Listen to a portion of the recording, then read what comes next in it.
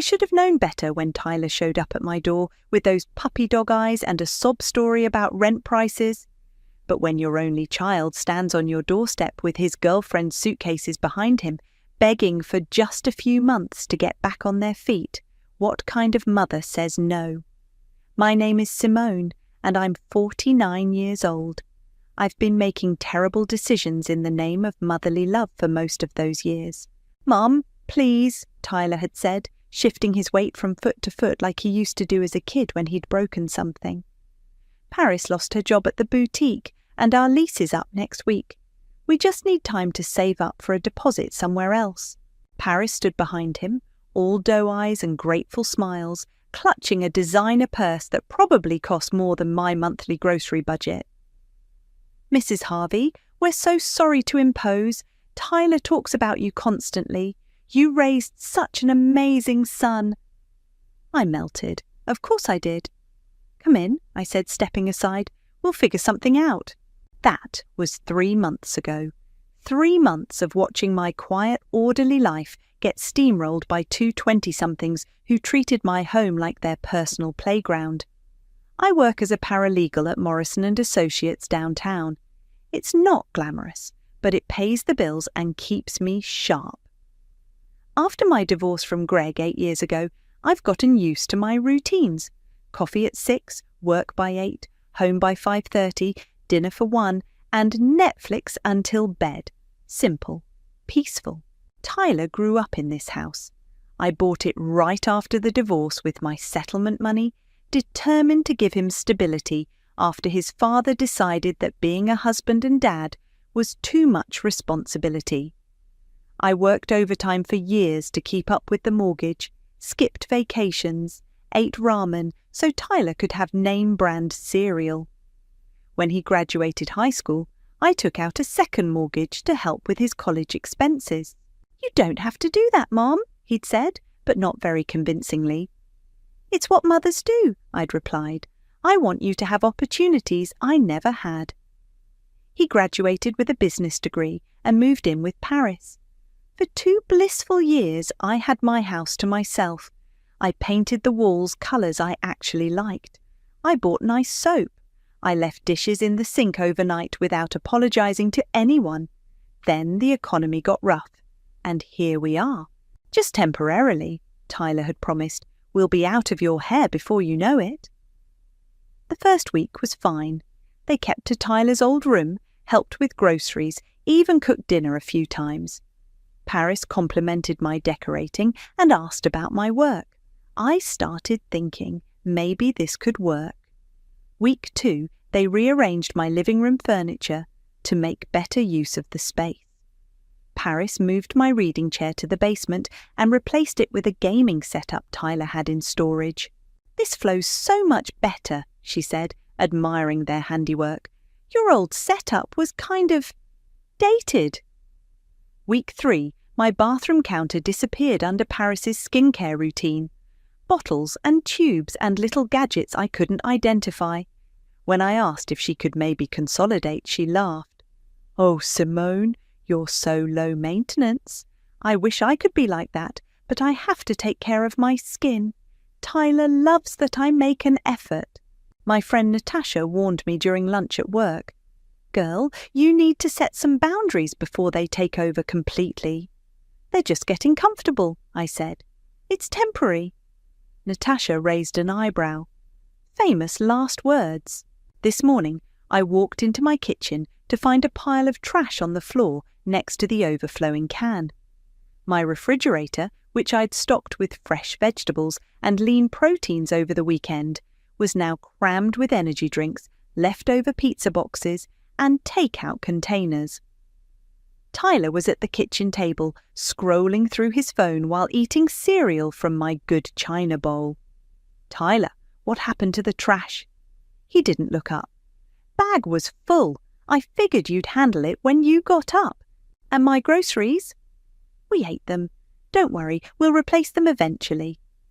He finally glanced at me, irritated by the interruption.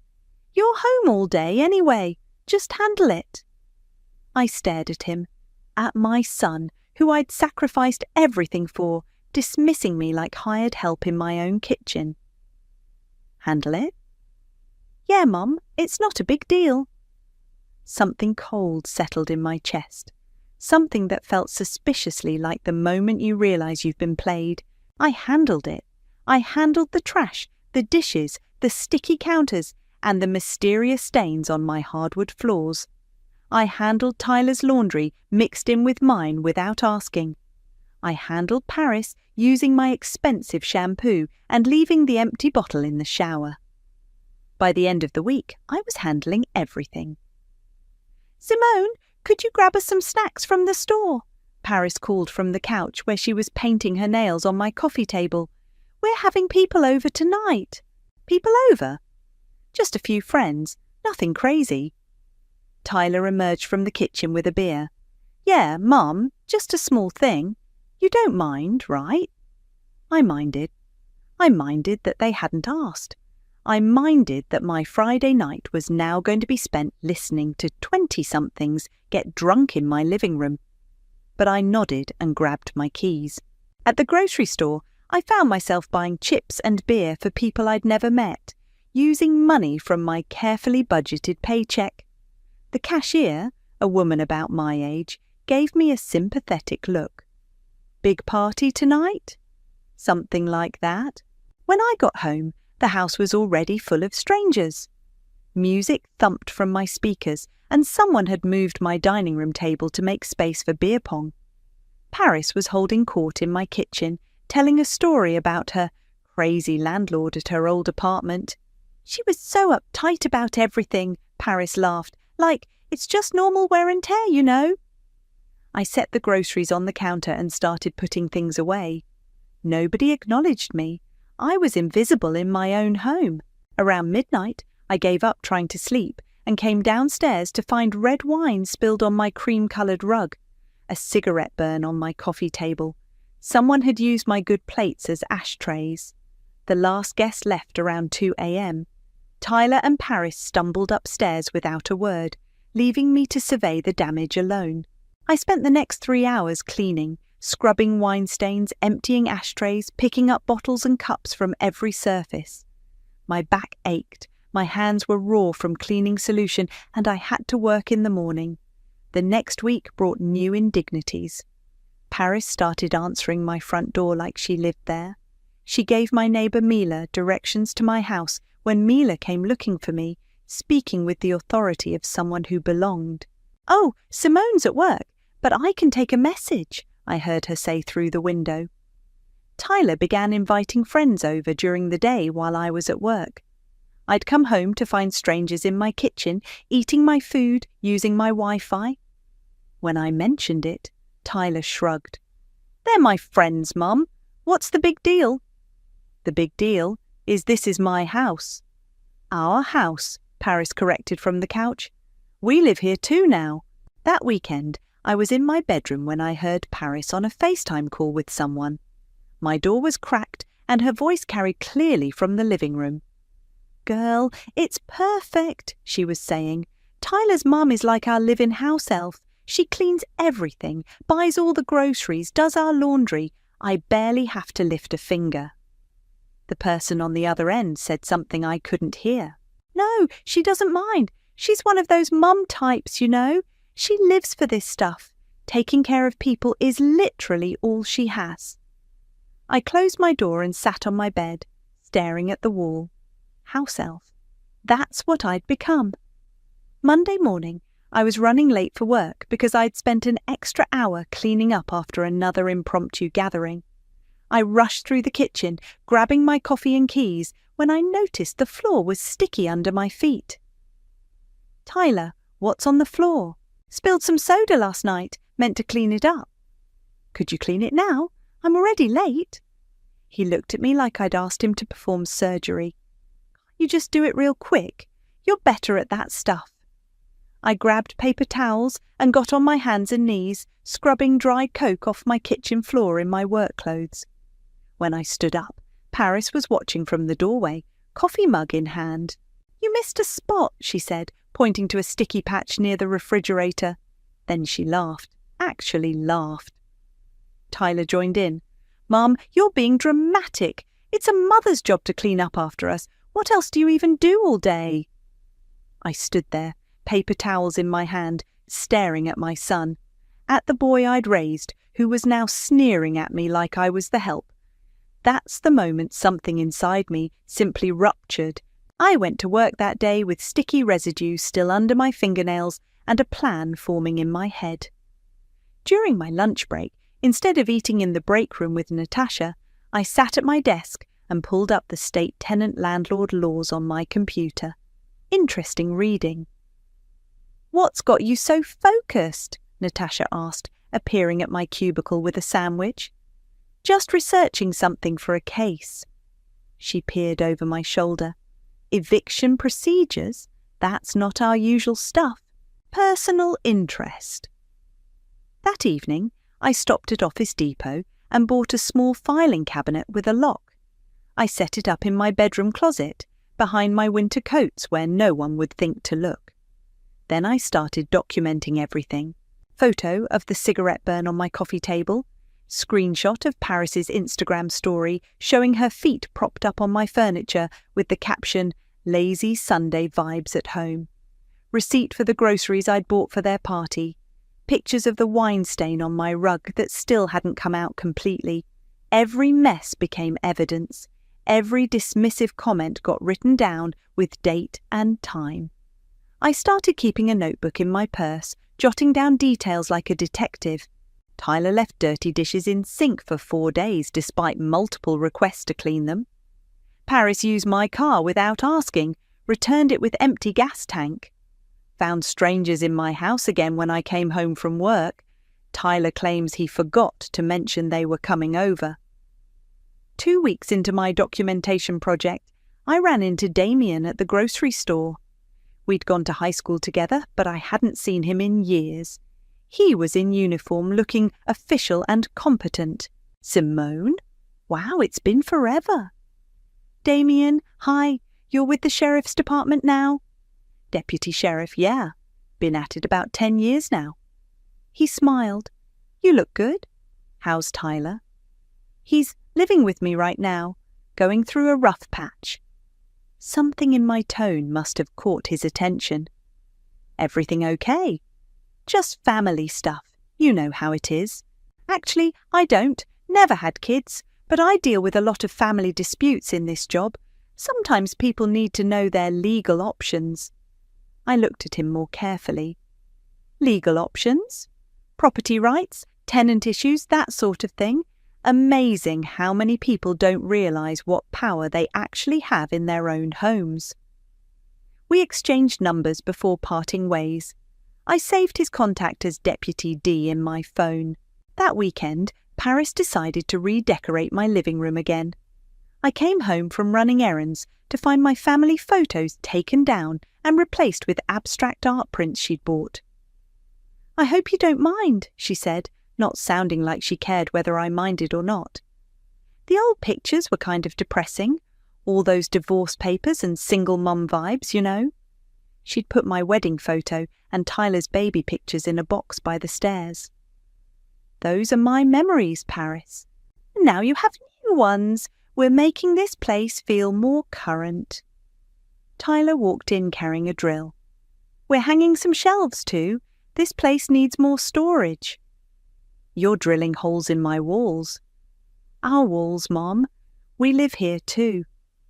I picked up the box of photos and carried it to my room.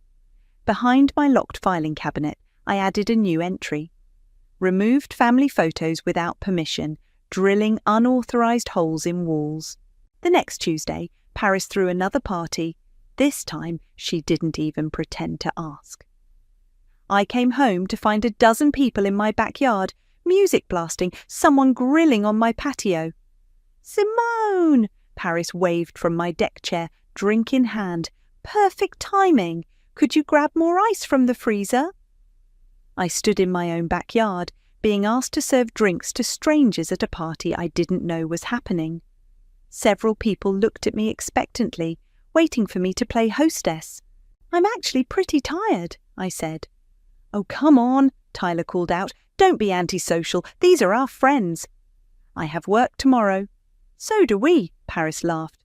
Well, Tyler does. I'm still job hunting, but we know how to have fun and be responsible. I went inside and locked my bedroom door. From my window, I could see them partying on my deck, using my furniture, eating my food. Someone had spilled something on my patio table that was already staining the wood. I opened my filing cabinet and added photos of the party to my growing collection. Then I pulled out my phone and texted Damien. Hypothetical question: how long does it take to evict someone in this state?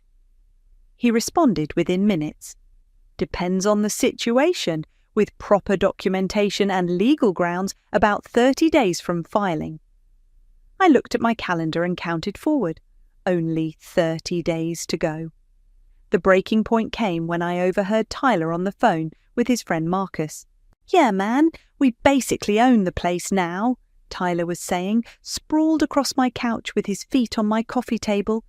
Mum's not going anywhere, and she can't exactly kick us out. It's perfect.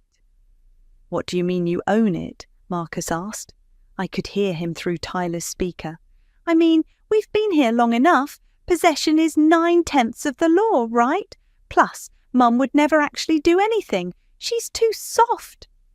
I stood frozen in my kitchen doorway, coffee mug in hand. Dude, that's genius. Free rent forever.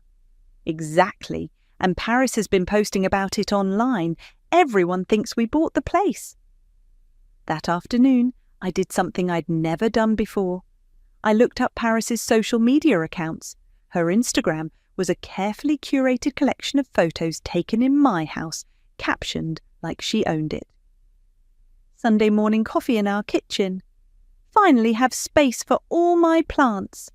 Loving our new place. The most recent post showed her and Tyler on my front porch, arms around each other, with the caption, Finally, homeowners vibes, exig adulting, at blessed at us our place. 43 likes. 12 comments congratulating them on their new home. I screenshot everything. You need to stop letting them walk all over you, Natasha said when I showed her the post during lunch. This is insane, Simone. They're literally stealing your identity online. I know. So what are you going to do about it? I pulled out my phone and showed her the folder I'd created. Screenshots, photos, receipts, documented conversations. I'm building a case. A case for what? Eviction. Natasha's eyes widened. You're actually going to kick them out. I'm going to follow the law. They're tenants, whether they want to admit it or not. And tenants have obligations. What kind of obligations? Not damaging property, not disturbing neighbours, not misrepresenting their living situation. I scrolled through my evidence. They've violated every single tenant responsibility in the book. Girl, you've been holding out on me. When did you become a legal mastermind? When my son decided I was his personal servant. That evening, I printed out every social media post, every photo, every piece of evidence I'd collected. I organised it all in manila folders, labelled and dated. Then I drove to the courthouse. The clerk at the filing window was a tired-looking woman about my age. I need to file for eviction, I said. Rental property? My primary residence. I have tenants who are violating their agreement. She handed me a stack of forms. You'll need to fill these out completely. Filing fee is $85. I sat in the courthouse lobby, filling out paperwork that officially designated me as landlord and Tyler and Paris as tenants. It felt strange writing my son's name in the defendant section. Grounds for eviction, the form asked. I checked multiple boxes: property damage, violation of occupancy terms, misrepresentation of tenancy status, failure to maintain property standards. When I handed the completed forms back to the clerk, she reviewed them quickly. Looks good. You'll need to serve them within 72 hours. Do you have someone who can do that, or do you need the sheriff's department? I have someone. I texted Damien on my way to the car. Are you working tomorrow? I might need that favour we talked about. What kind of favour? The legal kind. He called me 5 minutes later. "Simone, what's going on?" "I filed for eviction today. I need someone to serve the papers." "Against Tyler?" "Against Tyler and his girlfriend. They're tenants now, whether they like it or not." "Are you sure about this? Once you serve those papers, there's no going back." "I'm sure." "Okay, I can serve them tomorrow evening when I get off shift. Fair warning, though, they're not going to take it well." "I'm counting on it." When I got home, Tyler and Paris were in the kitchen making dinner. My kitchen smelled like garlic and wine, and they'd used every pot I owned. "Hey, Mom," Tyler said without looking up. "We're making pasta. There's enough for you if you want some." "That's nice of you." "No problem. Oh, and we invited a few people over this weekend. Nothing big, just a small housewarming thing." Paris looked up from stirring sauce. "I already ordered decorations online. It's going to be so cute. Our first real party as homeowners." I smiled and went upstairs to my room. In my filing cabinet, I placed the court summons in a folder I'd labelled Happy Memories. 24 hours until serving. Then the real fun would begin. Damien arrived at exactly 6 p.m. the next evening, still in uniform. I watched from my bedroom window as he walked up to the front door, official papers in hand. Tyler answered, beer in hand, laughing at something Paris had said behind him. "Tyler Harvey?" "Yeah, that's me. What's up, officer?" "Deputy Burke, Sheriff's Department. I have legal documents for you and Paris Rodriguez." The laughter died. "Legal documents?" "Eviction notice. You're being served." I couldn't hear Tyler's response, but I saw him stumble backward. Paris appeared in the doorway, snatching the papers from Tyler's hands. "What the hell is this?" she shrieked. "Ma'am, those are official court documents. You have 30 days to vacate the premises." "This is a mistake. We live here. This is our house. According to these documents, you're tenants in violation of your lease agreement. You'll want to read through everything carefully." Tyler was scanning the papers, his face getting redder by the second. "Where's my mom?" "I wouldn't know, sir. I'm just serving the papers." "Mom!" Tyler bellowed toward the house. "Get out here right now!" I took my time walking downstairs. When I reached the front door, Tyler was pacing on the porch, papers crumpled in his fist. "What the hell is this?" He shoved the documents at me. "It looks like an eviction notice." "You're evicting us, your own son." "I'm enforcing the law. You're tenants who have violated the terms of your residency." Paris was reading through the papers, her face pale. "Property damage, unauthorized guests, misrepresentation of tenancy status. This is bullshit." "Is it?" I pulled out my phone and showed her the screenshot of her Instagram post. "Finally, homeowners vibes. You told everyone online that you own my house. That was just social media stuff. It doesn't mean anything. It means you committed fraud. You represented yourself as a homeowner when you're actually a tenant." Tyler stepped closer, his voice getting louder. "You can't do this to us. We're family." "Family doesn't treat each other like servants." "We never treated you like a servant." Damien cleared his throat.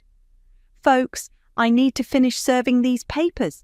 Tyler Harvey and Paris Rodriguez, you've been officially notified. You have 30 days from today to vacate the premises."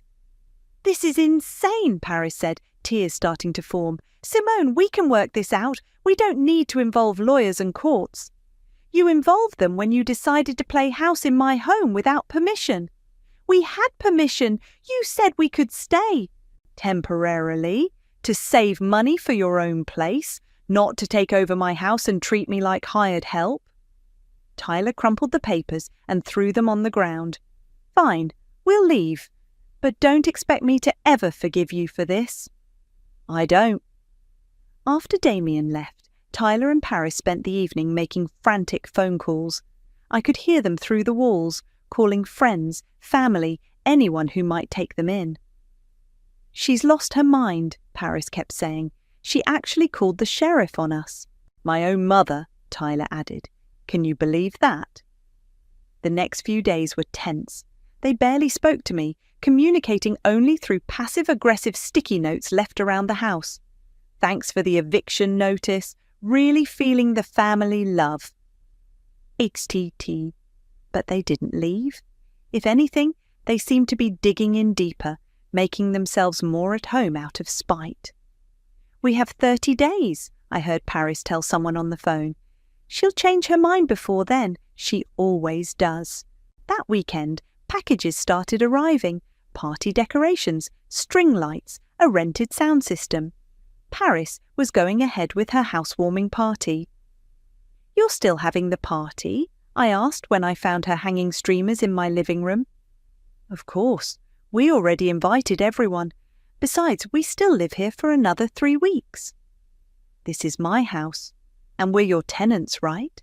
That means we have tenant rights. You can't stop us from having guests." She was right, technically. I couldn't legally prevent them from having people over, as long as they weren't violating noise ordinances or damaging property. "Just keep it reasonable," I said. "Don't worry, it'll be perfect." That evening, I sat in my backyard with a glass of wine, watching Mila water her plants next door. "Big party planned?" she asked, nodding toward the decorations visible through my windows. "Not my party." "Ah," she gave me a knowing look. "Want to come over and watch a movie instead? I have wine and popcorn." "That's tempting, but I think I need to stay close to home." "In case of emergencies?" "Something like that." She smiled and handed me a second glass of wine over the fence. "Well, if you change your mind, my door's open." I accepted the wine and settled into my patio chair. From here, I could see Paris arranging flowers in my good vases, Tyler setting up speakers in my living room. Tomorrow was the party, their big celebration of home ownership. I pulled out my phone and checked the calendar. 22 days left on their eviction notice. Perfect timing. The morning of the party, I did something I hadn't done in months. I put on my old wedding ring and the red lipstick I used to wear when I felt powerful. Then I made myself a full breakfast and ate it slowly at my kitchen table while Tyler and Paris rushed around, setting up for their big day. "Mum, could you move your car?" Tyler asked, not looking at me. "People are going to need parking." "I'll move it to the street." "Thanks." He paused. "And maybe, could you just stay upstairs tonight? This is kind of important to us." "I'll stay out of your way." Paris emerged from the bathroom, hair in curlers, wearing my bathrobe. "Simone, I borrowed this. Hope you don't mind." "Not at all." She studied my face suspiciously. "You're being weird. Are you planning something?" "Just planning to have a quiet evening." By 6 p.m., the house was transformed. String lights hung from my ceiling, flowers filled every corner, and a professional-looking charcuterie board covered my dining room table. Paris had even rented real wine glasses to replace my everyday ones. The first guests arrived at 7. I recognized some of Tyler's college friends, but most were strangers. They all seemed to know this was Tyler and Paris's new place. "Congratulations on the house," I heard someone say. "Thanks. We're so excited to finally have our own space," Paris replied. I stayed in the kitchen, quietly washing dishes and observing. From my window, I could see more cars arriving, people carrying bottles of wine and gift bags. "Simone!" Paris appeared in the doorway, slightly breathless. "Could you maybe not hover? This is our night." "I'm just cleaning up." "Well, could you clean up somewhere else? You're making our guests uncomfortable." I dried my hands and moved to the living room, where Tyler was holding court near the fireplace. "The best part about having your own place," he was saying to a group of friends, "is that you can finally make your own rules. No more walking on eggshells around parents, you know." "How did you guys afford it?" someone asked. "The market is crazy right now." "We got lucky," Tyler said. "Sometimes you just have to take control of your situation instead of waiting for permission." At 8:30, Tyler called for attention. He climbed onto my coffee table, wine glass raised. Everyone, can I get your attention?" The room quieted. "I just want to say thank you all for coming to celebrate with us tonight. This house represents something really important to Paris and me." "Speech! Speech!" someone called out. Tyler grinned. Okay, here's to breaking free of old systems. You only grow when you stop listening to your parents and start making your own decisions. Sometimes you have to take what's yours instead of waiting for it to be given to you." The crowd cheered. Paris beamed at him from across the room. "And here's to Paris, who taught me that we deserve better than settling for other people's limitations. We're not kids anymore, and we don't need anyone's permission to live our lives." More cheers. Someone started chanting, "Tyler, Tyler!" Paris made her way to the front of the room. "I just want to add," she said, voice carrying over the crowd, "thank you to Simi for finally letting go and not hovering anymore. It means so much that she's giving us space to be adults." She raised her glass toward me. "To new beginnings!" "To new beginnings," the crowd echoed. I smiled and raised my own glass of wine. "To new beginnings." The party continued around me. I moved through the rooms like a ghost, picking up empty glasses, wiping down surfaces, playing the perfect hostess to a party, celebrating my own displacement. At 9:15, the doorbell rang. "I'll get it," I called out, but Tyler was already heading for the door. "Probably just more people," he said, swinging it open with a big smile. Damien stood on my porch in full uniform, badge visible, official papers in his hand. "Tyler Harvey?" Tyler's smile faltered. "Yeah?" "Deputy Burke, Sheriff's Department. I have additional legal documents for you and Paris Rodriguez." The music seemed to get quieter. Conversations stopped as people noticed the uniformed officer at the door. "Additional documents," Tyler's voice cracked. "Final eviction notice. You have 72 hours to vacate the premises." "What?" Paris pushed through the crowd, face flushed. 72 hours? The original notice said 30 days. That was before you violated the terms by hosting unauthorized events and continuing to misrepresent your tenancy status. Damien handed her a thick stack of papers. "These are the updated terms." Tyler stared at the papers, then at me. "There's been a mistake." "No mistake," I said calmly, sipping my wine. "I just reminded you whose name is still on the mortgage." The silence stretched for what felt like forever. 40 people staring at Tyler holding eviction papers, Paris's face turning red, and me standing there with my wineglass like nothing had happened. "This is a joke, right?" someone from the crowd called out. Tyler's hands were shaking. "Mom, what the hell?" "Language, Tyler. We have guests." "Guests!" Paris shrieked. "These are our guests at our housewarming party." "Your housewarming party," I corrected. "In my house that you're being evicted from." The crowd started murmuring. People were pulling out phones, probably texting about the drama unfolding in front of them. "Mom," Damien said to Paris, "you need to acknowledge receipt of these documents." "I'm not signing anything." "You don't have to sign. I just need to confirm you've received them." "This is harassment," Tyler yelled. "You can't just show up at our party with fake papers."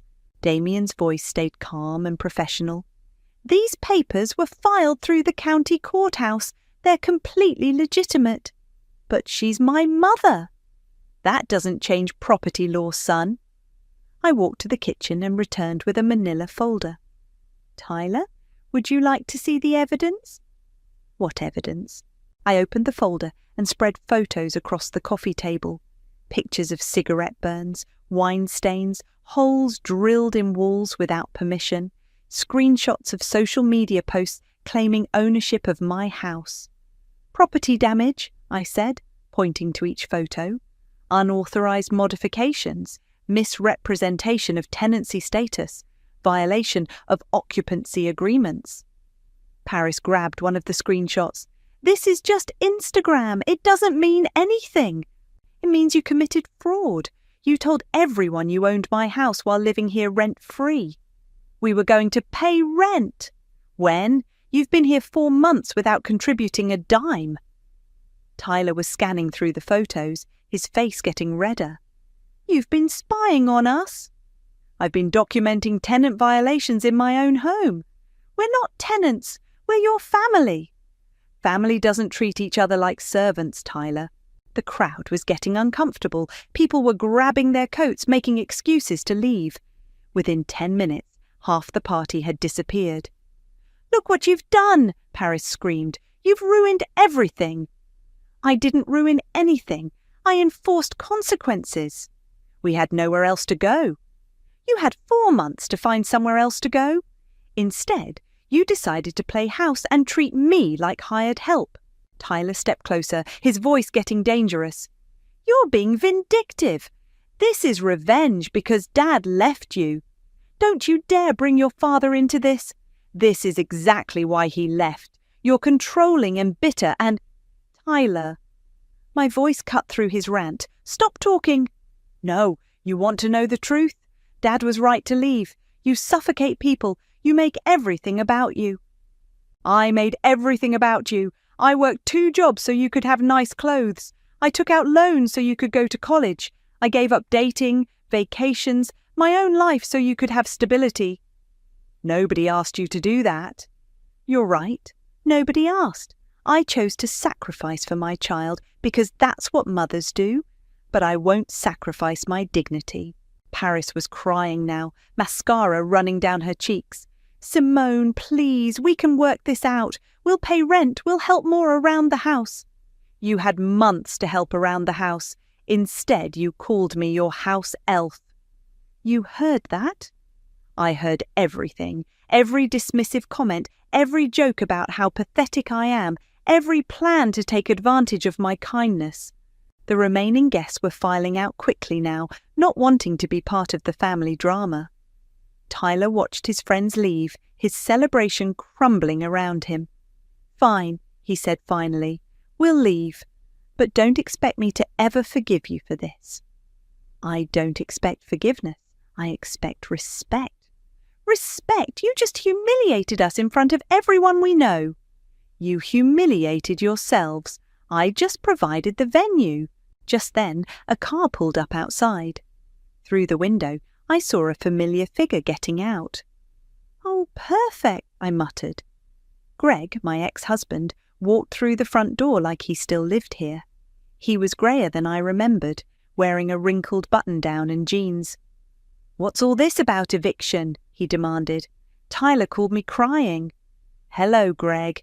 Nice of you to show up. Only took you 8 years. Don't start with me, Simone. Tyler says you're kicking him out over some petty house rules." "Petty house rules like not destroying my property and not treating me like a servant." "He's your son. He's a grown man who needs to learn consequences." Greg looked around at the party decorations, the eviction papers, the crying girlfriend. This is exactly the kind of drama I was trying to avoid.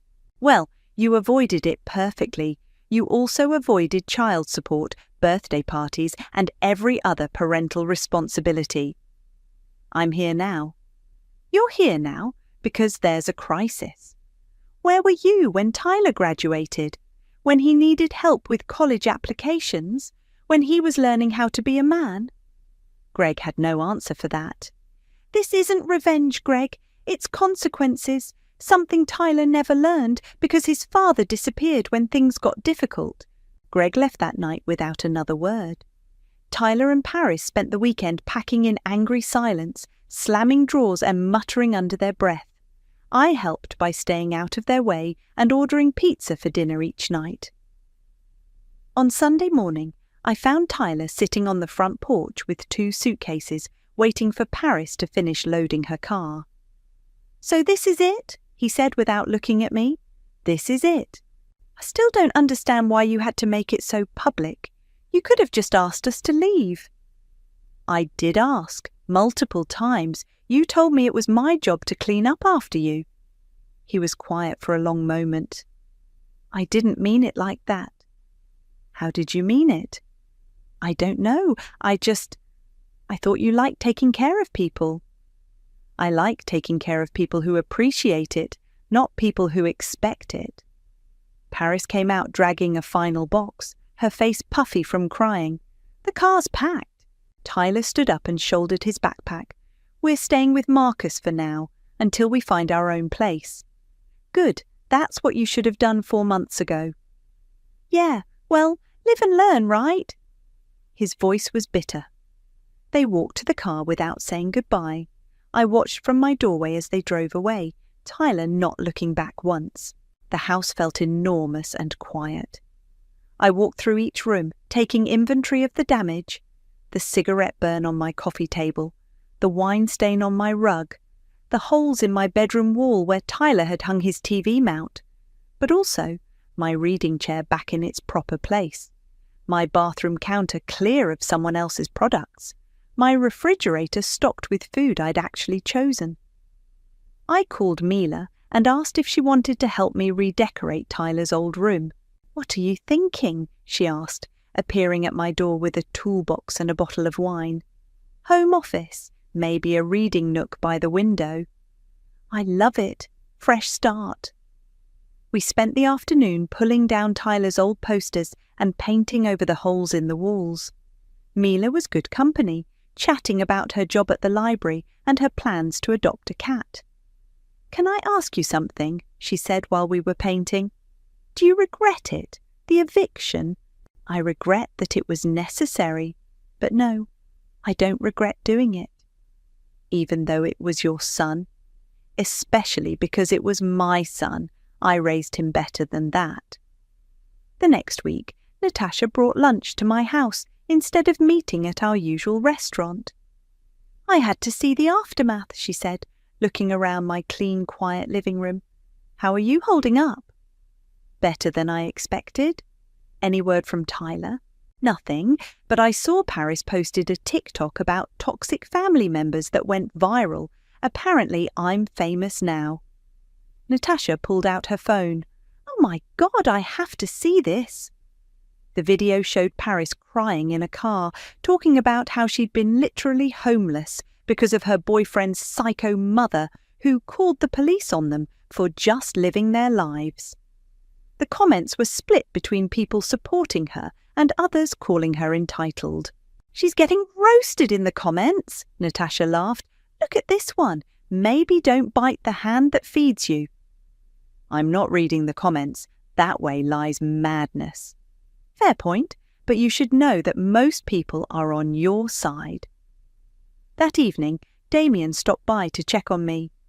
"How are you adjusting to the quiet?" he asked, accepting a beer from my newly organised refrigerator. "It's nice. I forgot what it felt like to come home to my own space." "Any regrets?" "People keep asking me that. No, I don't regret it. I regret that Tyler made it necessary, but I don't regret standing up for myself." "Good. You did the right thing." We sat on my back porch, watching the sunset. It was peaceful in a way my house hadn't been in months. "There's a community barbecue next weekend," Damien said. "At the park. You should come." "I might do that." "I'll save you a burger." The next morning, I found an envelope in my mailbox with no return address. Inside was a handwritten letter on notebook paper. "Mum, I've been thinking about what happened. I'm not ready to talk yet, but I wanted you to know that I'm sorry, not for leaving, but for how I treated you. Paris says I should be angrier, but I keep thinking about all the things you did for me growing up. I don't understand why you had to embarrass us like that, but I guess I understand why you were mad. I'm staying with Marcus and looking for my own apartment. Maybe we can talk sometime when I'm not so confused about everything. Tyler." I read the letter twice, then walked to my backyard fire pit. I struck a match and held it to the corner of the paper, watching Tyler's words curl and burn. "Some bridges you rebuild, others you let burn so you can build something better in their place. I built a home out of love. I reclaimed it with justice. Whatever comes next, I'll face it with my name back on the door."